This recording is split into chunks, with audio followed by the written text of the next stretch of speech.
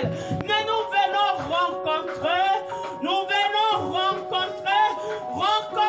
celui qui a les souffles de vie, rencontrer celui qui connaît les nombres de l'éternel, rencontrer celui qui dit un mot et les choses s'accomplissent, celui qui fait changer ta vie, en effet la chose, oh mon Dieu, parce qu'il est Dieu, parce qu'il est souverain, il fait tout ce qui lui semble bon. Là où les hommes jugent, que toi tu te vas accepter, que l'Éternel te regarde, nous ne demandons pas adorer son lui.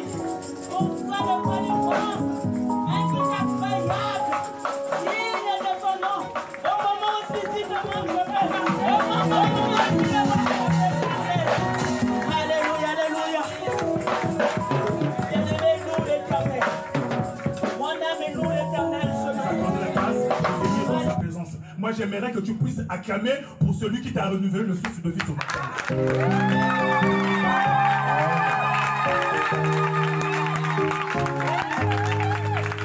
Je voulais dire ceci.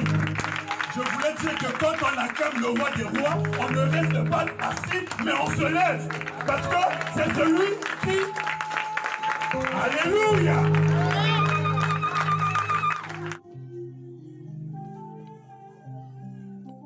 À la chute de l'homme, l'homme étant tridimensionnel, quand il a désobéi, quand il a chuté, quand il a perverti l'image de Dieu en lui,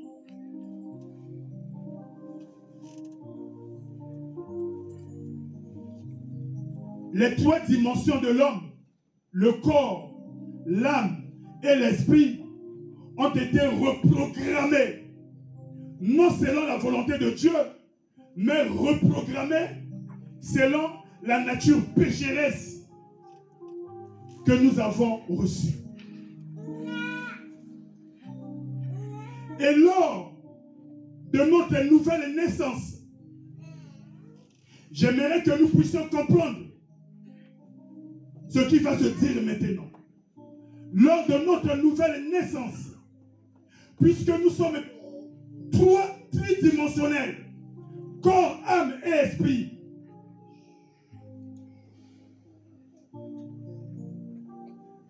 à la nouvelle naissance, la Bible dit que nous avons été régénérés, renouvelés. Mais qu'est-ce qui a été régénéré, renouvelé en nous? Et c'est le corps, et c'est l'âme, et c'est l'esprit. Alléluia. J'aimerais apprendre au peuple de Dieu que ce qui a été régénéré en chacun de nous, c'est l'esprit, notre esprit. L'âme et le corps n'ont pas été régénérés lors de notre nouvelle naissance. Ce travail, c'est toi et moi. Ce travail, c'est nous qui devons l'effectuer durant toute notre vie ici sur terre. La Bible dit que Dieu nous a appelés à la sanctification. Donc nous devons nous sanctifier. Nous devons chercher à marcher selon les prescriptions et les ordonnances de Dieu. L'esprit a été régénéré, mais l'âme n'est pas encore régénérée. Le corps n'est pas régénéré. Quant au corps que nous appelons la chair, le corps physique, alléluia, la Bible dit qu'en elle, il n'y a rien de bon. Il n'y a rien de bon en la chair.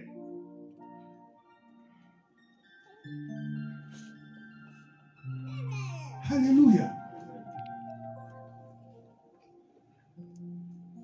Comment savons-nous que notre esprit a été régénéré? Parce que la Bible dit que lors de notre conversion, le Saint-Esprit de Dieu, l'Esprit du Christ est venu habiter en nous, dans notre corps. Nous sommes devenus le temple du Saint-Esprit. Moi, je me suis posé la question, si l'Esprit de Dieu habite dans mon corps, alors comment se fait-il que je puisse encore pécher, je puisse encore trébucher et tomber, je puisse marcher non selon la volonté de Dieu, mais selon ma propre volonté, alors que l'Esprit de Dieu habite en moi. Et c'est là où j'ai compris que l'Esprit qui est venu habiter en moi, la présence de Dieu en moi, n'est pas dans mon âme, ni dans mon corps physique, ma chair, mais le Saint-Esprit de Dieu est venu vivre dans mon esprit. Alléluia. Le corps de mort, ce corps qui repartira poussière. Alléluia. Mais l'esprit repart au Seigneur. L'âme aura des comptes à rendre à Dieu. Quelqu'un est-il avec moi? Mais le corps que nous chérissons, le corps que nous aimons, c'est notre premier ennemi. Alléluia. La chair est notre ennemi. La chair ne veut pas que nous puissions prospérer. La chair ne veut pas que nous puissions servir Dieu. La chair aime toujours nous ramener en arrière.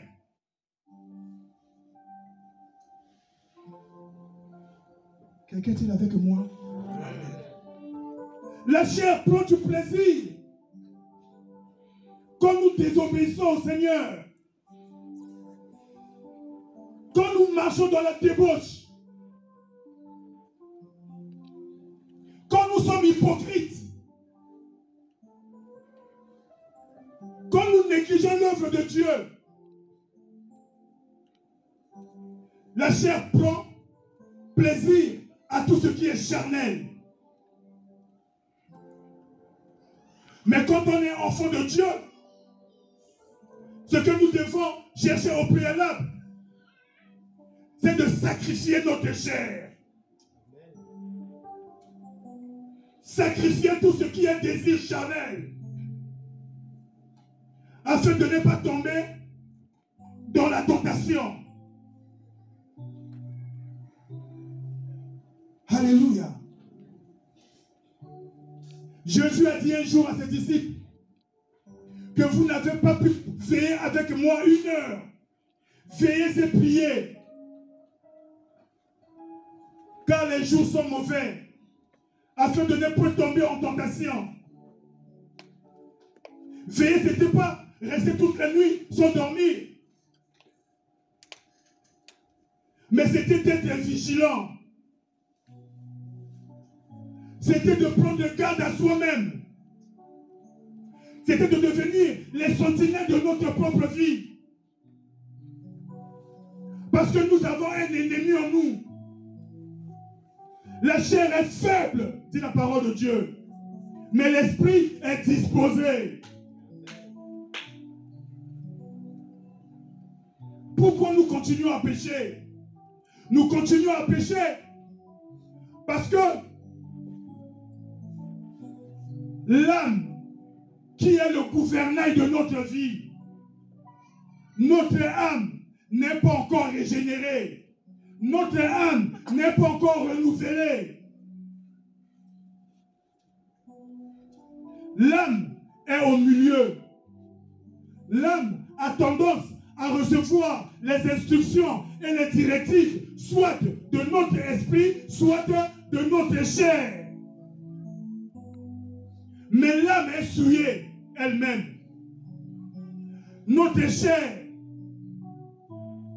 est liée à nos 5 sens.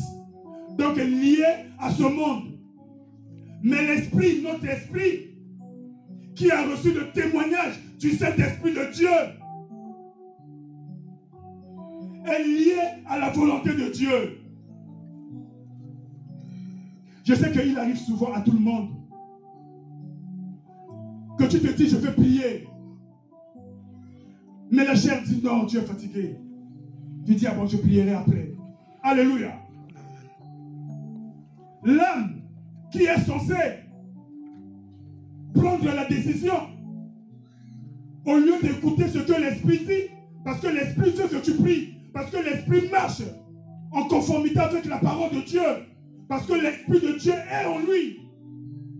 Mais l'âme écoute ce que dit la chair qui est faible. Non, tu es fatigué. Tu vas prier après. Alléluia. Pourquoi l'âme accepte d'écouter la chair? Parce que l'âme elle-même, elle est souillée. Alléluia.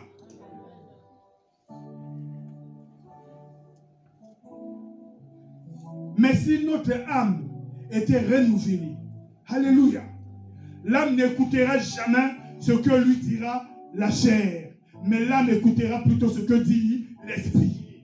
Alléluia. Parce que ce qui est souillé marche toujours de pair. Ce qui est régénéré, ce qui est renouvelé marche toujours ensemble. Alléluia. Que nous dit la parole de Dieu? La parole de Dieu dit que la lumière et les ténèbres ne peuvent pas cohabiter ensemble. Alléluia. Je reviens du travail. J'ai une réunion de prière. Ah non, les autres vont aller. Moi, je suis fatigué, je suis crevé. Alléluia. L'esprit te dit, va prier. La chair te dit, non, tu es fatigué. Et l'âme qui est souillée, l'âme qui est censée trancher, dit, oh, reste, c'est pour toi. Alléluia. Bien-aimé, il y a une lutte en nous. L'homme est tridimensionnel. Je disais tantôt que notre esprit est régénéré. Mais notre problème, c'est notre corps. Quant au corps, bien-aimé, la chair, il n'y a rien de bon. Mais efforçons-nous, bien-aimés.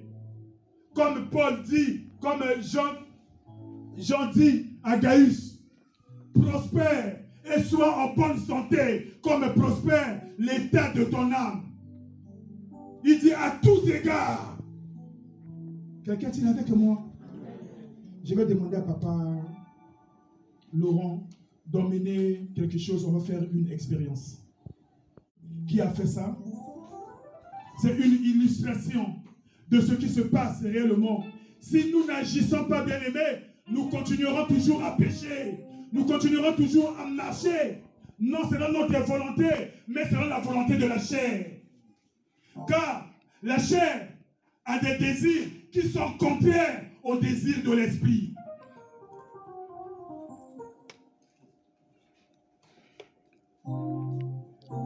Les désirs de la chair sont charnels, sont terrestres.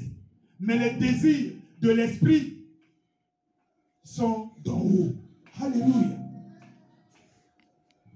Alléluia. Est-ce que tu es là? Notre vie, bien-aimée, dépend de l'état de notre âme. Si l'âme est souillée, notre vie est souillée. Alléluia. Mais si notre âme est en bonne santé, bien-aimés, sentons-nous heureux. Nous sommes en bonne santé. Nous serons en communion avec Dieu. Alléluia. J'ai vu cette illustration, c'est une servante de Dieu. Alléluia. Ça, c'est l'état de notre âme. Vous voyez que ce n'est pas clair. Souillé, perverti.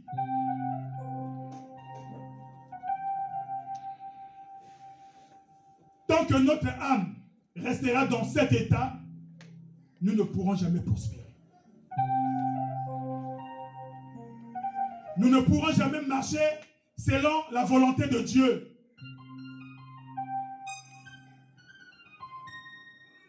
Nous ne pourrons jamais servir Dieu convenablement comme il voudrait que nous puissions le faire. Nous ne pourrons jamais marcher dans une vie de sanctification tant que notre âme sera dans cet état. Que dit Paul? Romains 12, 1, 2.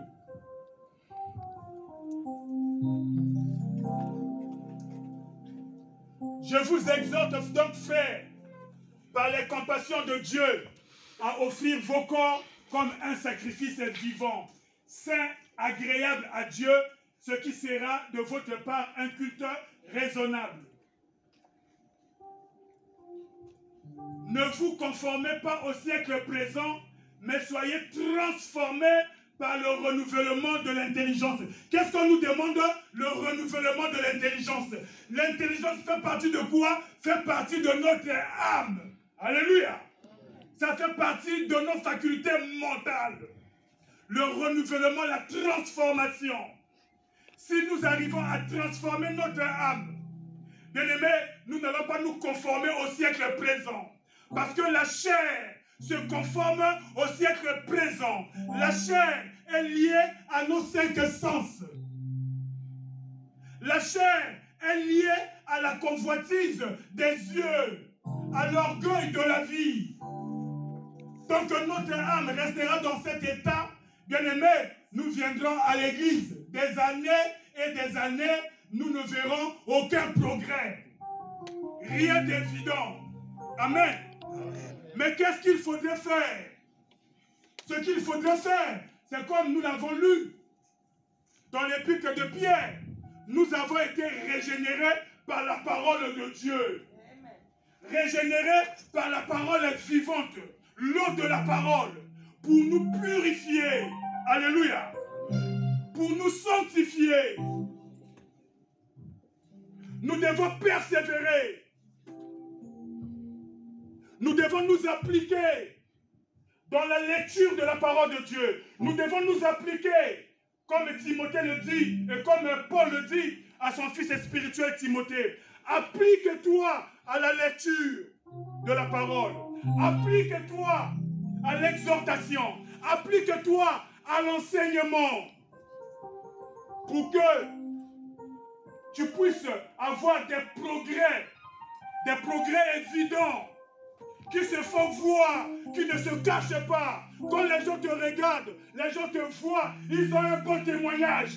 Alléluia. Ils savent que réellement, tu es enfant de Dieu. Tu es comme Gaius. Tu prospères comme prospère l'état de ton âme. Mais que se passe-t-il dans nos vies? Ce qui se passe dans nos vies, c'est que la parole de Dieu, nous la prenons à la légère. Alléluia. Comment à la légère? Nous lisons un peu.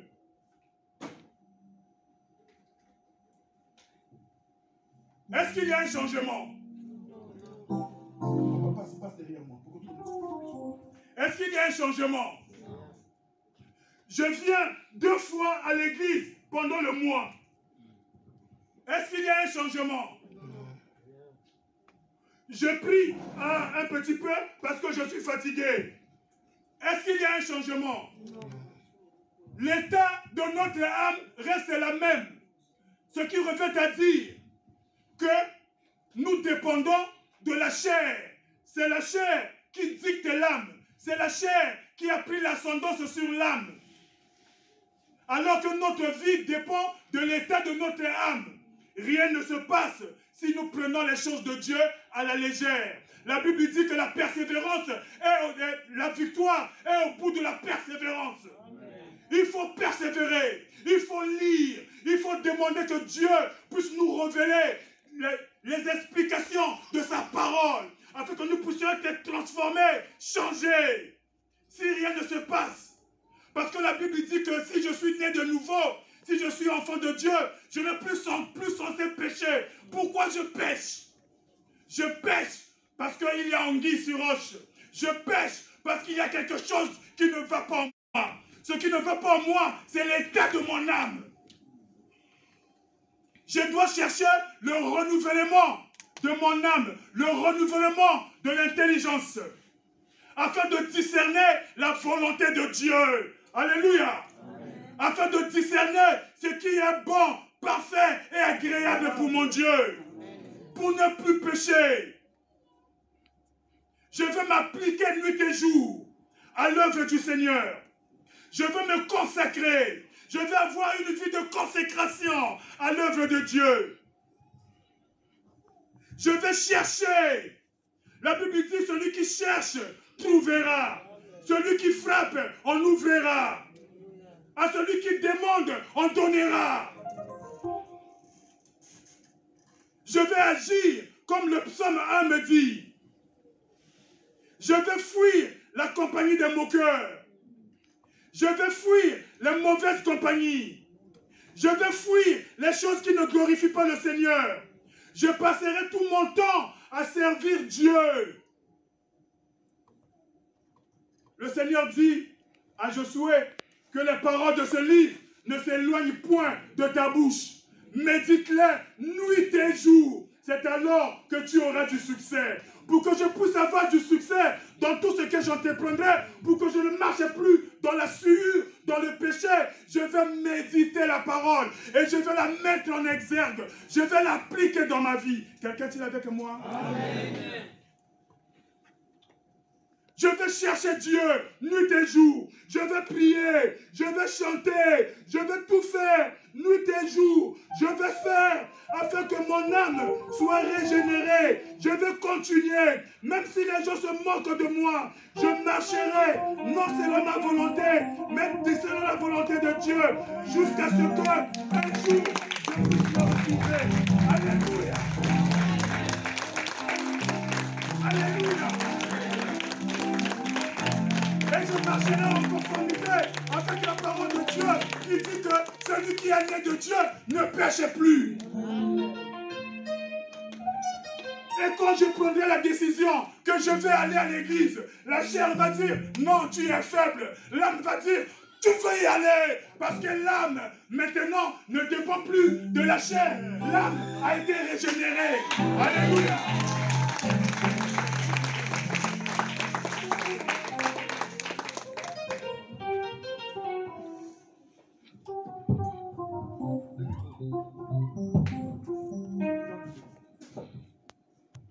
Est-ce qu'on peut se lever?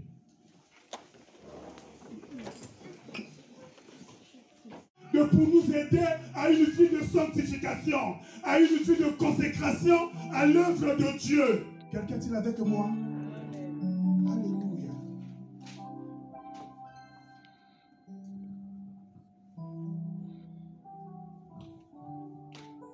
Quiconque est né de Dieu ne pratique pas le péché parce que la sémence de Dieu demeure en lui. Si nous continuons à pécher, ce qui revient à dire que nous n'avons pas la sémence de Dieu en nous. Alléluia. Parce qu'un enfant de Dieu a reçu, comme dit un Pierre, non une sémence corruptible, mais une sémence incorruptible. Alléluia. Donc, il n'y a plus de corruption. Si nous sommes enfants de Dieu, nous ne pouvons plus marcher dans la sueur. Mais nous cherchons à refléter l'image de Dieu. Nous cherchons à refléter la gloire de Dieu. À honorer la parole de Dieu. Alléluia. Mais il s'avère que si on voit les enfants de Dieu aujourd'hui, nous continuons à lutter contre le péché, à prendre des décisions. Je ne ferai plus ceci, je ne ferai plus cela. Aujourd'hui, j'arrête de mentir. Aujourd'hui, j'arrête de regarder les films pornographiques. Aujourd'hui, j'arrête. Mais demain, rebelote. Alléluia. Ce n'est ni par la force, ce n'est ni par la puissance, dit la parole de Dieu, mais c'est par mon esprit. Mais où est le problème? Nous voyons les enfants de Dieu qui sont toujours à la recherche des délivrances. Des délivrances pour des péchés qu'eux-mêmes, ils n'arrivent même plus à repousser. Ils cherchent des délivrances. Mais la Bible nous apprend que celui qui n'avait pas de péché est devenu péché pour nous, afin que nous devenions justice de Dieu. Mais où est cette justice en nous? puisque nous continuons de nous vautrer dans le péché. Comme la truie qui a été lavée, mais qui est repartie, s'embourbée encore dans la boue. Comme le chien qui a vomi, qui repart encore dans son vomi. Alléluia. Bien-aimés, si nous voyons bien ce qui se passe, c'est parce qu'en nous, la régénération n'est pas encore effective. Il n'y a que notre esprit qui a été régénéré. Il n'y a que notre esprit qui a été renouvelé. Et la Bible le confirme. La Bible dit que le Saint-Esprit rend témoignage à notre esprit. Alléluia. Je n'ai jamais vu là où on a écrit que le Saint-Esprit rend témoignage à mon corps.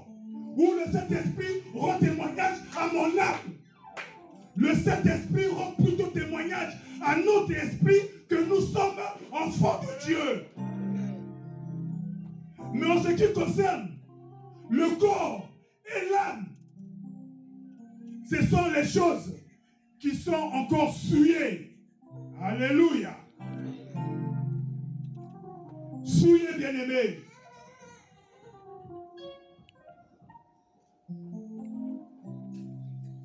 Nous lisons 1 Jean 3,9.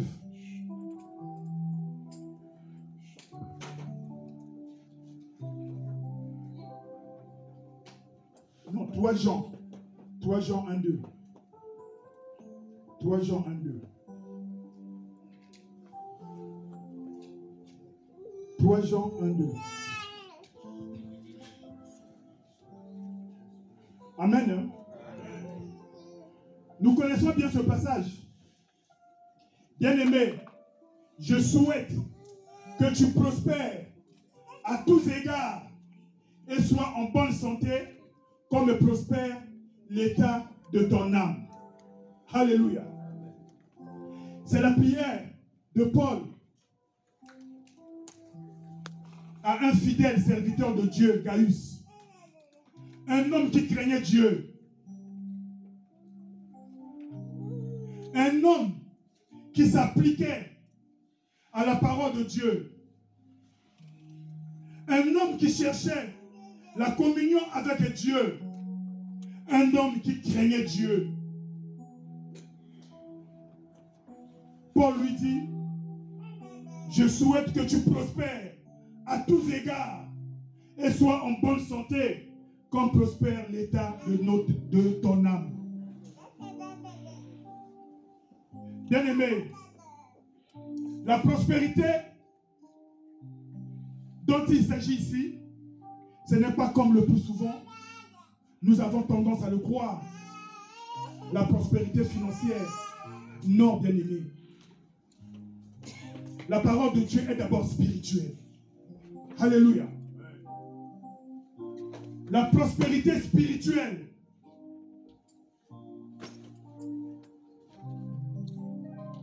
Bien-aimé, tout dépend de l'état de notre âme. Notre vie dépend de l'état de notre âme. Nous prospérons dans tous les domaines par rapport à l'état de notre âme. À l'église, le mercredi de 17h30 à 19h30, vous avez la réunion des sœurs ici à l'église. Et également de 18h à 19h30, vous avez le partage ici des jeunes. Jeudi de 22h à 23h, vous avez la prière spéciale en ligne qui est inscrite avec la ligne téléphonique juste ici en rouge. Vendredi de 18h à 19h30, vous avez la réunion de prière des serviteurs ici à l'église. Et également de 18h à 19h30, la prière de la jeunesse. Samedi de 10h à midi, le pasteur reçoit toute personne qui souhaite soumettre tout problème, requête ou sujet de prière. De 13h à 16h, vous avez la répétition de la chorale ici à l'église. Et de 16h à 17h également, l'intercession générale à l'église. Et dimanche prochain, de 11h à 13h30, vous avez le culte de louange, d'adoration et de reconnaissance à l'Éternel. J'ai également à rajouter qu'on a remarqué que le peuple de Dieu est souvent en retard ces derniers temps au programme de l'Église. Du coup, n'oublions pas que l'obéissance vaut mieux que le sacrifice. Nous vous supplions de respecter les heures de Dieu dans sa maison. Shalom et excellent dimanche à tous.